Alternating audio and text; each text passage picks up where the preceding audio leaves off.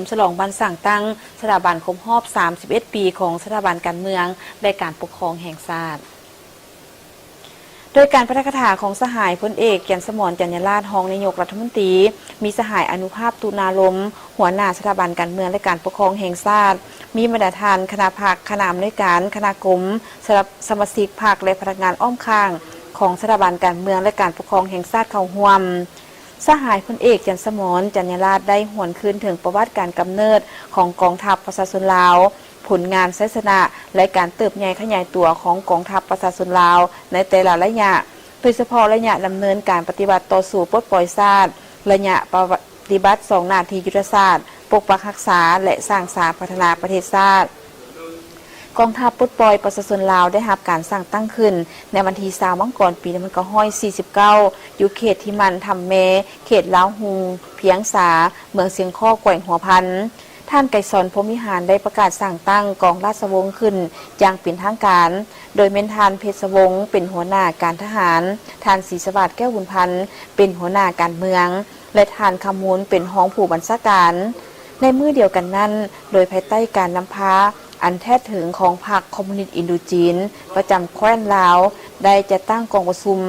โดยเอาสถานที่กองราชวงศ์เป็นบอนประชุมและได้ประกาศการสั่งตั้งกองทัพลาวอิสระอย่างเป็นทางการโดยแม่นทานไก่สอนพรหมวิหารเป็นผู้ประกาศสั่งตั้งและเป็นผู้บัญชาโดยกงถัดจากนั้นมาก็ได้ประกาศทับพ้องเอาบรรดากองเอกราชอื่นๆเช่นกองไซจักรพรรดิกองฟ้างุมกองปัจจัยและกองไซเสถา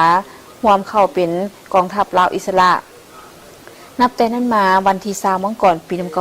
1949จึงกลายเป็นวันประวัติศาสตร์แห่งการสร้างตั้งกองทัพประชาชนลาว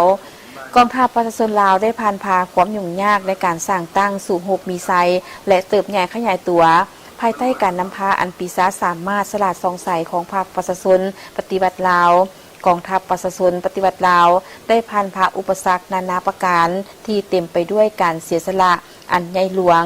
ในภารกิจต่อสู้ปลดปล่อยชาติเหตุสำเร็จภารกรรมประวัติศาสตร์ที่พรรคและประชาชนมอบหมายให้อย่างมีไซตลอดระยะเวลาแห่งการกำเนิดสู่โฮบมีไซเติบใหญ่ขยายตัว77 ปีผ่านมากองทัพพวกเขาได้เฮ็ดสำเร็จภารกิจอันยิ่งใหญ่และสร้างผลงานดีเด่นและวีรกรรมอันล้ำเลิศไว้ในหน้าประวัติศาสตร์อย่างสมเกียรติกองทัพย่ำใดก็นำหน้าถูกเวียกงานเด็ดเดียวผ่านผ่าอุปสรรคเหตุสำเร็จหน้าที่สมแล้วที่เป็นกำลังแกนสารที่เข้มแข็งของกองปฏิบัติเป็นเครื่องมืออันเหล่มคุ้มของพรรคและเป็นกองทัพวิรชนของชาติลาวการประกาศครั้งนี้เพื่อเน้นใส่ศึกษาอบรมให้สมาชิกพรรคพนักงานรัฐกรทั่วสถาบันการเมืองและการปกครองแห่งชาติได้ทำรู้ถึงการกำเนิดเติบใหญ่ขยายตัวเห็นได้ผลงานศาสนาที่ญาติมาได้และกำได้ทัดแท้มูลเสื้ออันสง่างามของกองทัพประชาชนลาวพร้อมทั้งปลูกจิตสำนึกมีความกตัญญูรู้บุญคุณต่อนักวิรชนแห่งชาตินักรบแข่งขันพนักงานนักรบและพ่อแม่ประชาชนบรรดาเผ่าที่ได้อุทิศชีวิตเพื่อภารกิจปฏิบัติเพื่อประเทศชาติและเสริมขยายบทบาทเป็นกำลังหลัก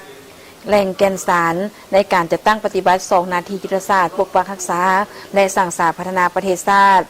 ในวันเดียวกันนั้นได้รับฟังการเผยแพร่เอกสารสภาพการพ้นเด่นของพรรคพื้นและสากลในปัจจุบันโดยการเผยแพร่ของสหายไซยการศรีสุวงศ์ประธานสโมสรนักการทูตลาวกระทรวงการต่างประเทศพร้อมนั้นก็ได้จัดพิธีเฉลิมฉลองวันสั่งตั้งสถาบันการเมืองและการปกครองแห่งชาติครบรอบ31 ปีซึ่งปริญญาเอกอนุภาพตุนาลมเลขาธิการศูนย์กลางพรรคเลขาคณะบริหารงานพรรคหัวหน้าสถาบันการเมืองและการปกครองแห่งชาติก็ได้หวนคืนประวัติศาสตร์สถาบันการเมืองและการปกครองแห่งชาติมีมูลเสื้อประวัติศาสตร์ความเป็นมายาวนานซึ่งมีการเติบใหญ่ขยายตัวติดพันกับการเติบใหญ่ขยายตัวของการปฏิบัติลาวโดยเริ่มจากสื่อโรงเรียนสามัคคีนับแต่ปี1964หาปี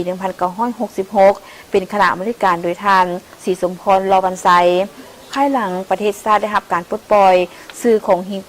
งโรงเรียนสามัคคีได้ถูกเปลี่ยนชื่อมาเป็นโรงเรียนการเมืองของศูนย์กลางภาคประชาชนลาวนับแต่ปี1976หาปี1987ผ่านการเติบใหญ่ขยายตัวภายใต้การนำพาซีน้ำอันถูกต้องและใกล้ชิดติดแท้ของกรมการเมืองศูนย์กลางภาคพวกใส่การนำพาโดยกงของกรรมการศูนย์กลางภาค อดีตหัวหน้าสถาบันการเมืองและการปกครองแห่งชาติในแต่ละระยะจนมาฮอดปี1995สถาบันการเมืองและการปกครองแห่งชาติได้ถูกสั่งตั้งขึ้นในวันที่27กุมภาพันธ์ปี1995ได้มาตีตกลงของกรมการเมืองศูนย์กลางภาคฉบับเลขที่09ทับกมสพ